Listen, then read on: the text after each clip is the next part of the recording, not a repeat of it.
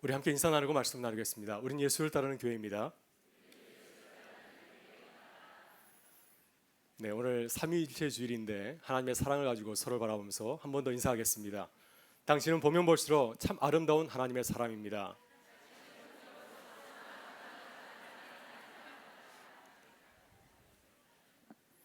네, 비 오는 것은 건강에 안 좋습니다. 네, 한 주간 평안하셨나요?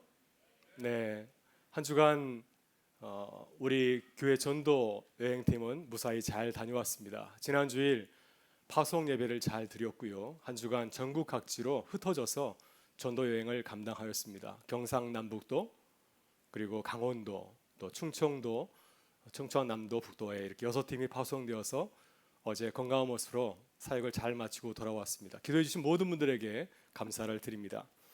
은평 삼형제학교 전도 여행은 예수님의 제자들의 전도 여행을 모델로 하고 있습니다. 마태복음 10장 5절 이하를 보게 되면 예수님께서도 제자들을 훈련하시고 제자들을 전도여행 보내면서 전도여행 수칙을 말씀하였습니다. 너희 전대에 금이나 은이나 동을 가지지 말고 여행을 위하여 배낭이나 두보롯이나 신이나 지팡이를 가지지 말라. 예수님께서 제자들에게 당부하신 것은 아무것도 가지고 가지 마라. 아무것도 가지고 가지 마라 이었습니다. 하나님께서 우리와 함께 하심을 경험하기 위해서는 아무것도 가지고 가지 말아야 된다고 하는 것입니다. 여행에 필요한 거 다 내려놓으라고 하는 겁니다. 돈, 또 신발, 예전에 여행 가려면 신발을 준비했죠. 신발, 또 배낭 다 내려놓고요. 그리고 지팡이도 가지고 가지 말라고 하였습니다. 지팡이는 굉장히 요긴한 것입니다. 사나운 짐승을 만나거나 나를 해치려는 자들을 막을 때 쓰는 무기와 같은 것이 지팡이였습니다. 근데 예수님은 제자들에게 아무것도 가지고 가지 말라 하였습니다. 그냥 몸만 가라고 하는 것이죠. 철저하게 하나님을 의지하고 신뢰하라고 하는 것입니다. 아무것도 가지지 아니하고 그냥 가면 하나님의 놀라우신 채우심을 경험할 것이라고 주님은 말씀하였습니다. 은평 삼형제학교도 전도여행을 떠날 때 전도여행 수칙이 있습니다. 예수님의 제자들처럼 아무것도 가지고 가지 말라 하면 아무도 안 갈 것 같아서 좀 수칙을 좀 간소화하였습니다. 가능하면 이 소지품을 최소화하였습니다. 몇 가지 중요한 전도여행 수칙을 말씀드리면은 전도여행은 하나님의 음성을 듣는 것을 원칙으로 합니다. 내가 계획하고 세우는 것이 아니라 하나님께 먼저 기도하는 것입니다. 하나님의 뜻이 무엇인가? 또 개인 행동은 삼가하고 있습니다. 그래서 모든 팀원들이 함께 기도하면서 하나님께서 원하시는 것은 이 길인 것 같다. 그래서 뜻이 모아지면 행동하게 되어 있습니다.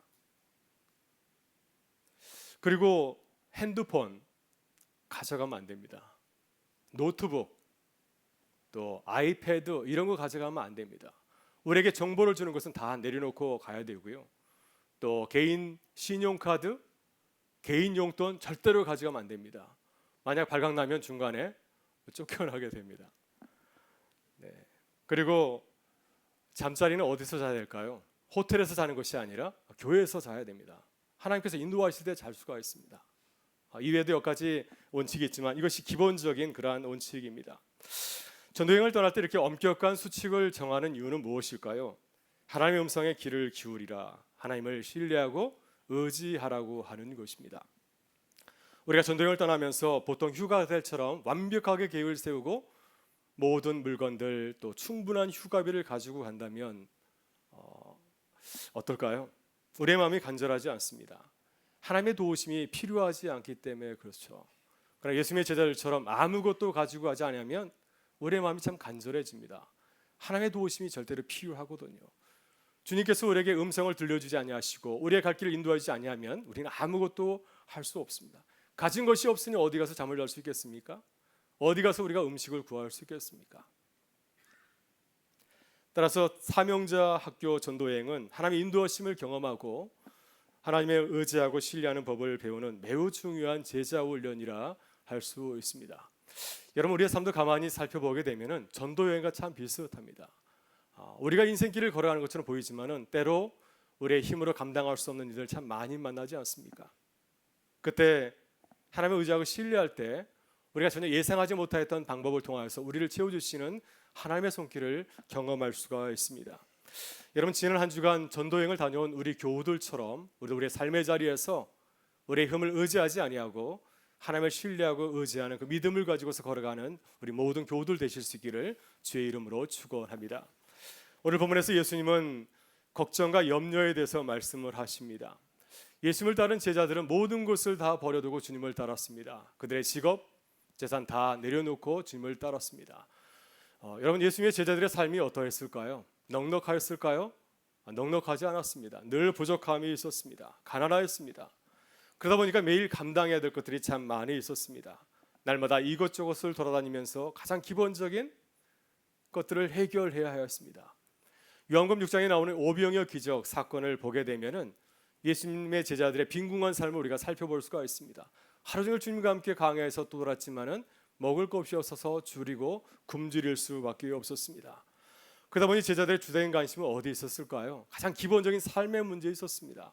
목숨을 위해서 무엇을 먹을 것인가, 무엇을 마실 것인가, 또 몸을 위해서 무엇을 입을 것인가, 이런 문제에 집중하게 되었습니다. 이런 가장 기본적인 문제에 집착하는 제자들을 바라보시면서 예수님은 한마디로 이렇게 말씀하셨습니다. 염려하지 말라.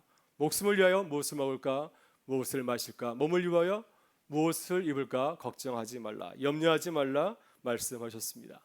왜 주님께서는 제자들에게 염려하지 말라 말씀하셨을까요? 염려하다라는 단어를 살펴보게 되면은 주님의 뜻을 우리가 조금 헤아릴 수가 있습니다. 염려하다는 헬라어는 메리무나로 가는데요.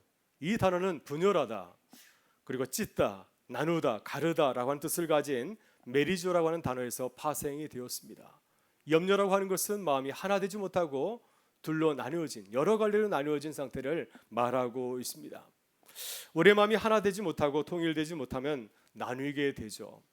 나누게 되다 보면은 우리의 삶도 무너지고 찢어지기 마련입니다. 그리고 이 염려와 걱정이 점점 심화되게 되면 계속해서 우리의 삶을 사로잡고 있으면은 우리는 깊은 우울감에 빠지게 됩니다. 가정도 마찬가지이죠. 가정이 하나 되지 못하고 서로 염려하고 걱정하게 되면은 가정 식구들의 마음이 다 흩어지게 됩니다. 그래서는 결국은 서로 화합하는 것이 아니라 서로 다투고 싸우게 됩니다. 여러분, 1% 걱정만 줄여도 인생이 바뀐다라고 하는 책이 있습니다. 영어 제목이 Why Worry인데요. 이 책을 지은 조지 윌튼은 매우 의미심장한 말을 하였습니다. 사람의 마음속에 끝이 없는 것이 두 가지가 있는데 그것은 걱정과 욕심이라고 하는 것입니다. 여러분, 걱정에 대해서 또 염려에 대해서 묵상해 보신 적이 있습니까? 이 걱정은 계속해서 우리를 붙들고 집착하게 해서 모든 것을 의심하게 하고 모든 것을 부정하게 합니다. 그래서 우리를 계속해서 어디로 끌고 가죠? 절망의 자리로 끌고 가는 것을 보게 됩니다. 걱정하지 않아도 되는 것을 걱정하게 만들게 하고요. 지금 당장 일어날 일이 아니도 불구하고 먼 훗날에 일어날 일을 붙잡고서 밤을 새워가면서 걱정하고 염려하게 합니다. 그래서 우리를 신경쓰하게 걸리게 하고 우리의 삶의 밸런스를 무너뜨리게 하는 그것이 무엇입니까? 바로 걱정이라고 하는 것입니다. 그래서 우리는 이 걱정과 염려를 가볍게 생각할 것이 아니라 영적으로 경계를 해야 되고요. 또 이러한 것들이 우리를 공격하게 될 때 가감하게 그것을 근절해야 될 줄 믿습니다. 이렇게 예수님은 염려하는 삶의 결과를 아시기 때문에 제자들에게 염려하지 말라고 하였습니다. 제자들의 우선순위는 지금 무엇이었습니까? 무엇을 먹을까, 무엇을 마실까, 무엇을 입을까, 이런 문제를 가지고서 고민하고 있는데 이것은 제자들의 우선적인 고민거리가 아니라고 하는 것입니다. 그래서 주님은 제자들에게 가장 먼저 고민할 것이 무엇인지를 그들에게 알려주었습니다. 예수님께서 이렇게 말씀하셨습니다. 너희는 먼저 그의 나라와 그 일을 구하라. 그리하면 이 모든 것을 너에게 더하여 주시리라. 제자들의 우선순위의 고민은 무엇입니까? 생활의 그러한 기본적인 것이 아니라 주님의 나라, 그 의를 위해서 구하는 것이 가장 먼저 고민하고 염려해야 될 대상이라고 하는 것입니다. 여러분, 그렇다면 우리가 어떻게 염려하지 아니하고 예수님을 따르는 제자로 살아갈 수 있겠습니까? 어떻게 우리가 주님의 나라와 그의 의를 위해서 고민하면서 살아갈 수 있겠습니까? 오늘 주님은 우리에게 그 비결에 대해서 말씀하고 계십니다. 먼저 우리는 우리가 얼마나 소중한 존재인지를 깨달아야 됩니다. 예수님의 삶을 묵상해 보게 되면 예수님은 참 이해하기 힘든 분이셨습니다. 요즘 말로 하면 예수님은 어떤 출신 성분을 가지고 있었습니까? 예수님은 금수저 출신이 아니라 흙수저 출신이었습니다. 가난한 갈릴리 목수의 아들로 태어나셔서 나이 30이 될 때까지 목수일을 하는 아주 가난한 삶을 살아가셨습니다. 그러나 예수님께서는 자신의 삶을 부끄러워하거나 또 염려하지 아니하셨습니다. 항상 무슨 일 하든지 누구 앞에 서든지 당당하게 자신의 일을 감당하는 것을 보게 됩니다. 예수님께서 당시 최고의 지식인이었던 바리새인들 또 서기관들 앞에 서게 될 때에도 그들의 지식에 눌리지 아니하고 당당하게 그들과 논쟁하였습니다. 또 예수님 최고의 권력가들이었던 헤롯왕과 대제사장 또 로마의 총독이었던 빌라도와 같은 사람들 앞에서도 비굴하게 행동하지 아니하고 당당하게 자신의 뜻을 밝히셨습니다. 또 예수님은 수많은 무리들 앞에서 자신을 왕으로 세리려 하는 그들의 무서운 모습을 바라보면서도 두려워하지 아니하고 소신하게 자신의 뜻을 그들에게 전하였습니다. 이렇게 예수님께서 염려하지 아니하고 당당하게 설 수 있었던 비결이 어디 있을까요? 예수님은 자신의 신분을 알고 있었기 때문입니다. 하나님의 아들, 만왕의 왕이신 하나님의 아들, 이것이 예수님의 신분이셨습니다. 예수님은 이 사실을 잘 알고 있었습니다. 내가 누구인지를 알고 있었고 아버지 하나님께서 나를 보호하시고 지키심을 그는 믿고 있었습니다. 이렇게 주님은 자신에 대해서 또 하나님에 대해서 굳은 믿음을 갖고 있었기 때문에 주님은 염려하지 아니하고 십자가를 향하여서 하나님의 나라를 위해서 걸어갈 수가 있었습니다. 오늘 주님은 염려하는 제자들에게 말씀하십니다. 염려하는 우리에게 말씀하십니다. 우리들이 얼마나 소중한 존재인지를 한번 생각해 보라고 하는 것입니다. 우리가 정말 예수님과 같이 우리가 누구인지를 분명히 알고 있다면 어떠할까요? 우리도 예수님처럼 걱정하지 아니하고 당당하게 서게 될 줄 믿습니다. 어떤 환경과 여건을 만난다 할지라도 우리는 두려워하지 않을 것입니다. 설사 우리 앞에 죽음이 기다리다 할지라도 홍해 바다와 같이 우리 힘으로 건널 수 없는 무서운 환란이 기다린다 할지라도 우리는 두려워하지 아니하고 오히려 기뻐하고 감사하게 될 줄 믿습니다. 왜? 하나님께서 우리를 보호하심을 우리가 믿고 의심하지 않기 때문이 아니겠습니까? 우리를 자녀 삼아 주신 하나님의 위대하심 그 능력을 믿고 의심하지 않기 때문입니다. 그렇다면 어떻게 우리가 하나님의 소중한 존재라는 사실을 깨달을 수 있을까요? 예수님께서는 이 놀라운 사실을 제자들에게 알려주기 위해서 두 가지 행동을 당부하셨습니다. 한 가지는 보라라는 것입니다. 공중의 새를 보라. 주님은 염려하는 제자들에게 공중의 새를 보라고 말씀하셨습니다. 두 번째는 생각해 보라고 하는 것입니다. 예수님은 걱정하고 염려하는 제자들 향해서 들의 백합화가 어떻게 자라는지를 생각하여 보라고 말씀하였습니다. 여러분 그렇습니다. 우리가 얼마나 소중한 존재인지를 알기 위해서는 한번 우리를 들여다봐야 됩니다. 또 우리의 모습에 대해서 깊이 생각해 보아야 됩니다. 우리를 자세히 들여다보고 생각하게 될 때 우리가 얼마나 소중한 존재인지를 깨닫게 될 줄 믿습니다. 여러분 나태주 시인이 그러한 신앙을 아름다운 시로 고백을 하였습니다. 들꽃이라고 하는 그 시를 보게 되면 나태주 시인은 이렇게 노래하고 있습니다. 자세히 보아야 예쁘다. 오래 보아야 사랑스럽다. 너도 그렇다. 정말 예쁜 시 아닙니까? 저는 나태주 시인이 이 오늘 본문 말씀 마태복음 6장을 묵상하는 가운데서 이 시를 기록하지 않았을까 하는 생각을 해봤습니다. 제 생각입니다. 네. 아마 이 시를 묵상하면서 정말 그렇구나. 들꽃을 바라보면서 하나님의 그 오묘하신 그 진리를 깨달으면서 이 아름다운 시를 고백하지 않았을까 생각합니다. 여러분 우리가 우리 자신을 바라보게 될 때, 우리 자신을 깊이 묵상해 보게 될 때, 우리가 걸어온 길을 묵상하게 될 때 우리가 얼마나 소중한 존재인지를 깨닫게 될 줄 믿습니다. 여러분 오늘 집에 가셔서 거울을 보실 수 있기를 바랍니다. 자신의 모습을 깊이 묵상하게 될 때 신묘막측한 하나님의 그 놀라우신 뜻을 깨닫게 될 줄 믿습니다. 오늘 본문 26절에서 예수님께서 이렇게 말씀하십니다. 공중의 새를 보라. 심지도 않고 거두지도 않고 창고에 모아 들이지도 아니하되 너희 하늘 아버지께서 기르시나니 너희는 이것들보다 귀하지 아니하냐. 예수님께서는 염려하는 제자들에게 하늘나는 새를 바라보라고 하였습니다. 여러분 하늘나는 새를 바라보신 적 있으십니까? 새들은 농사짓지 않습니다. 그러나 굶어 죽지 않고 있습니다. 왜 그럴까요? 하나님께서 그들을 먹이시기 때문이라고 하는 것입니다. 하나님께서 하늘의 새들도 이렇게 먹이시는데 하물며 당신의 사랑하는 자녀들을 어떻게 대하시겠습니까? 그분 우리를 살리시기 위해서 사람이 되셨고 십자가에 달려 죽기까지 하신 줄 믿습니다. 이 사실을 우리가 기억하게 될 때 우리 염려하지 아니하고 감사하게 기뻐하며 인생길을 걸어가게 될 줄 믿습니다. 여러분 시편 8편에서 다윗도 들에서 양을 치거나 또 사울왕에서 쫓기는 광야길을 걸어갈 때 하나님이 지으신 자연을 바라보면서 하나님의 놀라우신 은혜를 감사하면서 노래를 지었습니다. 그가 이렇게 노래하고 있습니다. 주의 손가락으로 만드신 주의 하늘과 주께서 베풀어 두신 달과 별들을 내가 보오니 사람이 무엇이기에 주께서 그를 생각하시며 인자가 무엇이기에 주께서 그를 돌보시나이까. 여러분, 우리들이 얼마나 소중한 존재를 깨닫게 될 때 우리도 다윗과 같이 아름다운 시로 하나님께 영광 돌리며 감사하는 마음으로 걸어가게 될 줄 믿습니다.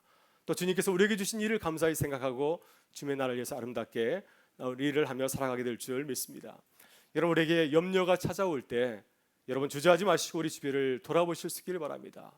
하나님이 지으신 달과 별들을 바라보실 수 있기를 바랍니다.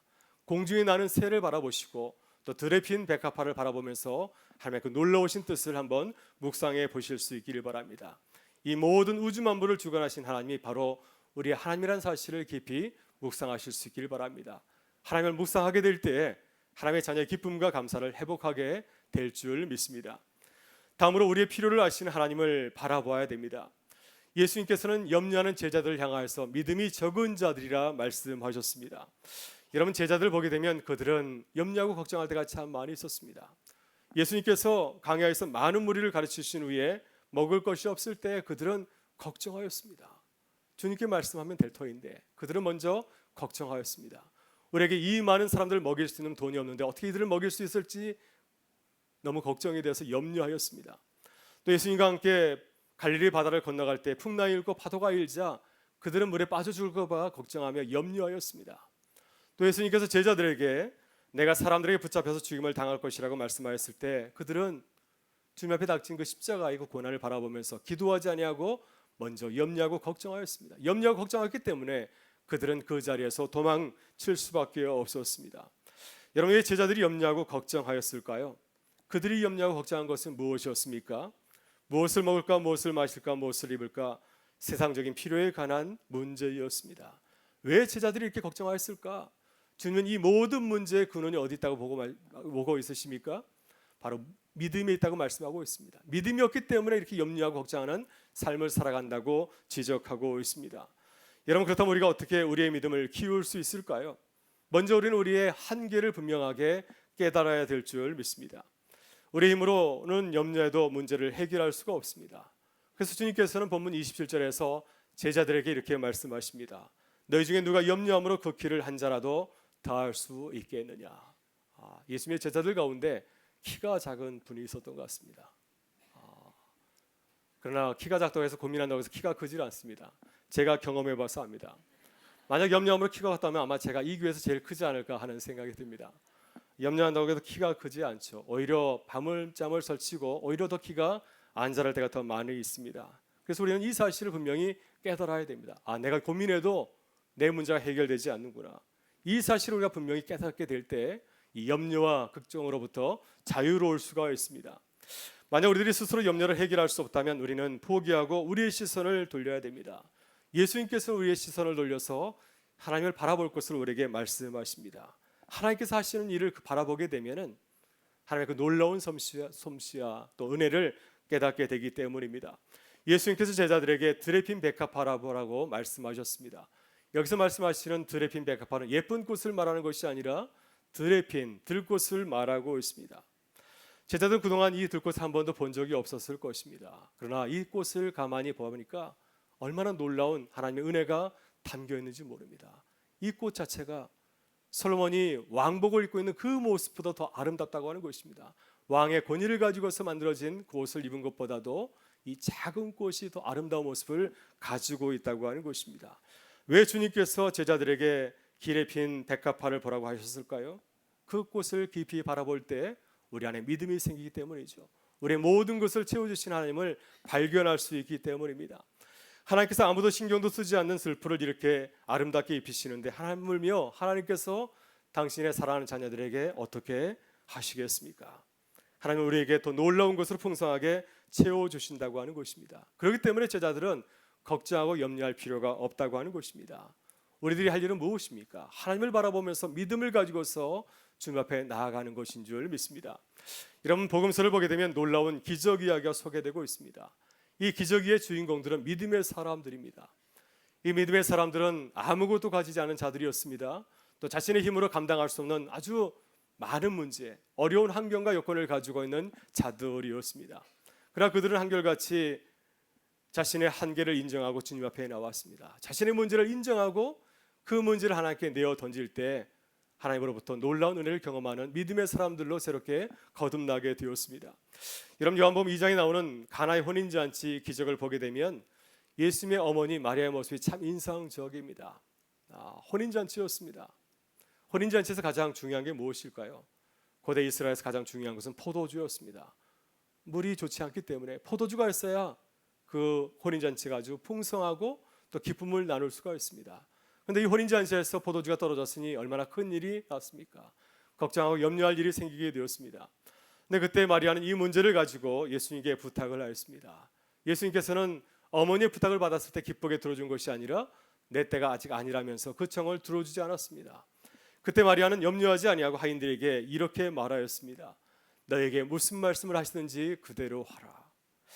마리아는 예수님께서 우리의 필요를 채워주시는 분임을 믿고 신뢰하였습니다. 주님께서는 이 모든 문제를 완벽하게 해결해 주실 수 있는 분이라고 믿고 고백하였습니다. 바로 이것이 믿음의 사람의 모습이라고 하는 것입니다. 여러분도 마리아처럼 염려하고 걱정하는 사람이 아니라 믿음의 사람이 되실 수 있기를 바랍니다. 우리를 채워주시는 하나님, 그 하나님을 바라보면서 믿음을 가지고서 걸어가는 우리 모든 교우들 되실 수 있기를 주의 이름으로 축원합니다. 마지막으로 염려는 하나님께서 하실 일이지 우리의 일이 아니라고 하는 것입니다.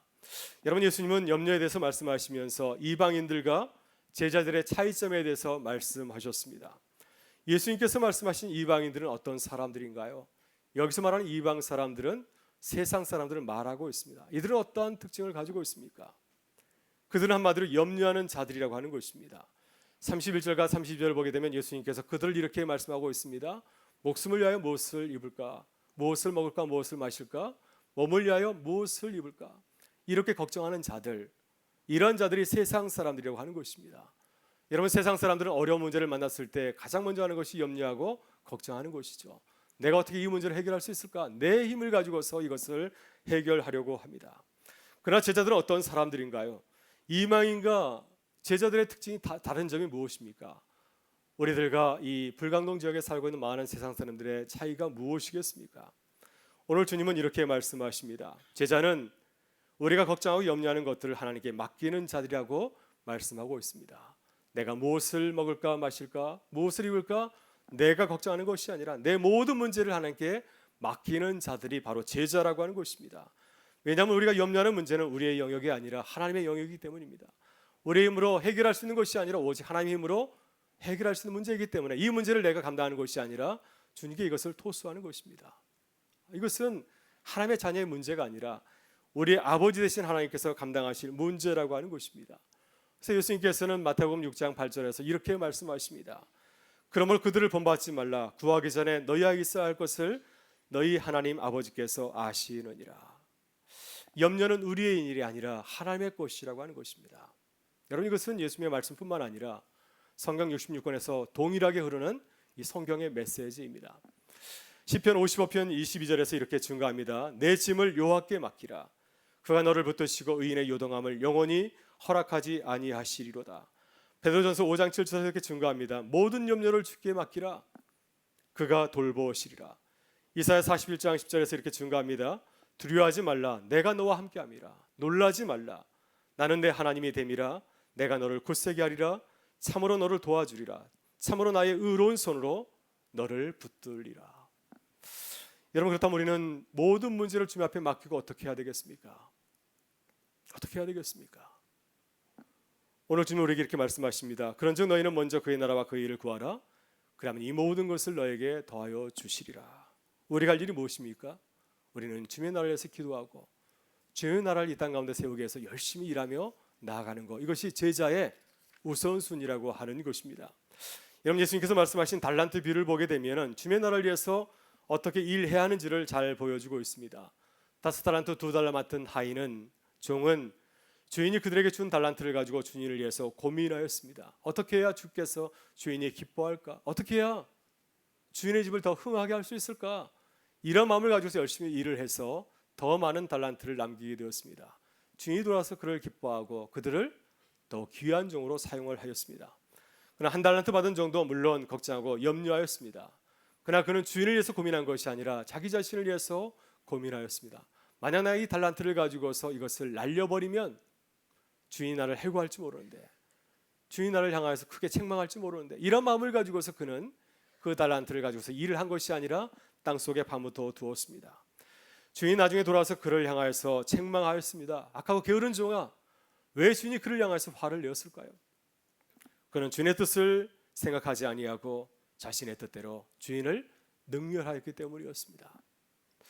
여러분, 어제 전도여행팀이 일주일 전도여행을 마치고 돌아왔습니다.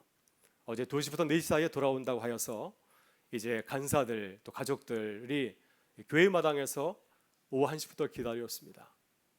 간절히 바라는 것은 무엇이었을까요? 건강하게 돌아오면 참 좋겠다, 이런 마음을 가지고서 기도하고 있었습니다. 그러나 학교장이 저의 마음은 어떠했을까요? 물론 건강하게 돌아오는 것도 중요하지만은 그동안 배우고 훈련한 바를 잘 하였는가, 훈련대로 사역을 잘 마쳤는가, 여기에 관심이 있었습니다. 모든 팀들이 훈련을 잘 마친 것을 한눈에 알아볼 수가 있었습니다. 이제 6일간의 전도여행을 마치고 교회에 들어와서 교회 마당에서 모든 가족들과 또 간사들 앞에서 썸을 통하여서 하나님께 찬양과 영광을 올려드렸습니다. 그들의 모습을 보면서 괜히 마음이 뜨거워졌습니다. 그들은 땀에 절여 있었지만은, 몸과 마음은 피곤해 보였지만은 그들의 얼굴은 살아 있었습니다. 얼굴이 무척 밝았고 성령 충만해 보였습니다. 그 모습을 보면서 마음이 뜨겁고 감동이 몰려왔습니다. 찬양을 마치고 그들을 포옹하면서 격려할 때 진한 땀 냄새를 느꼈습니다. 아, 수고했구나. 그러면서 저도 모르게 눈물이 쏟아지는 것을 경험하였습니다. 여러분, 우리도 전도여행을 마치고 돌아온 교우들처럼 우리의 인생이 마치는 날에 하나님 앞에 서게 될 것입니다. 그때 주님께서 우리에게 기대하는 것은 무엇일까요? 우리가 이 땅에서 얼마나 많이 가졌는가?